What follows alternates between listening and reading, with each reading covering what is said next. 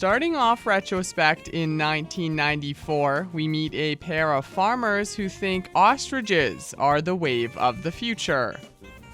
For the best investment for your money, think ostrich. Farmers in northeastern Alberta are flocking to the ostrich industry.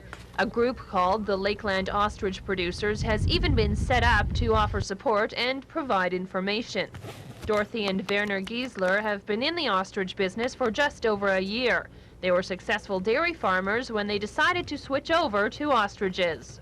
People around here, they look for alternative agricultures to go into, and like the ostrich is very well suited for acreage owners. You don't need a large land base. You know, like you can have 5-10 acres, and you can have a few birds on your property and make a real high return on very little land.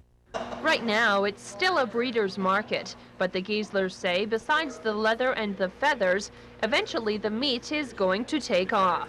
I'm very convinced that that people will just flock to that meat, because it'll be only served in kind of better restaurants, you know, like upscale restaurants, and then slowly it'll trickle down to the food shelves. But that will take maybe 10 years to come down to a real market, you know, in the supermarkets.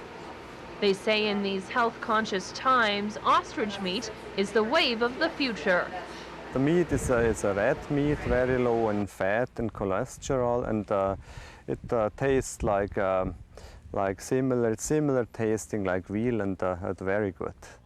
And although the meat may be more expensive than good old Alberta beef, producers say in the end it will be worth it. I'd say about a 30% premium, because it's a better meat than beef, you know, we feel. But we can have already made projections right down to the beef prices, and still we have very attractive returns. Including some boarders, the Gieslers have about 80 ostriches on 100 acres of land. But they say to get started in the business, all you need is a breeding pair and a little room.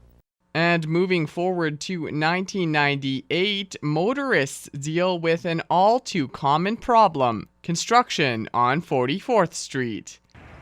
Border City drivers have been experiencing a few headaches today as crews continue to work on one of the city's main drags. As of this afternoon, traffic was down to one lane from 50th Avenue East on 44th Street.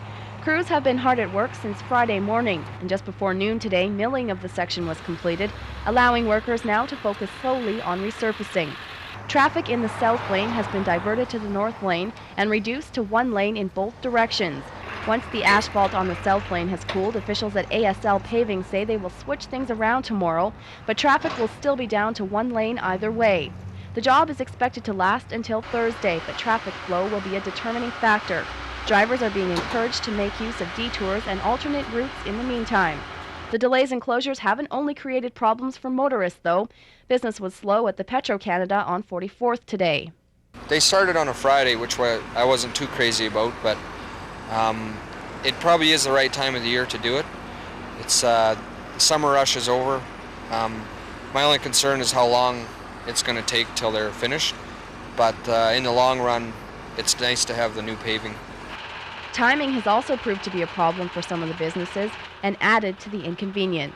Considering that there's a heavy oil show at the middle of this week and there's an upgrader shutdown, it's a little bit not so convenient at the moment for the masses that are here, but they're, you know, as I said, they're managing, so what can you do? You got to work around everybody's schedule. Many businesses we talked to today did not want to comment on camera, but most did agree the construction has affected their business. Joey's Only actually closed down on Sunday because of the construction, while the Olympia restaurant recorded about a 25% drop in business. The most common complaint seems to be about the lack of notice, but the businesses also agree that the short-term inconvenience will be worth it in the long run.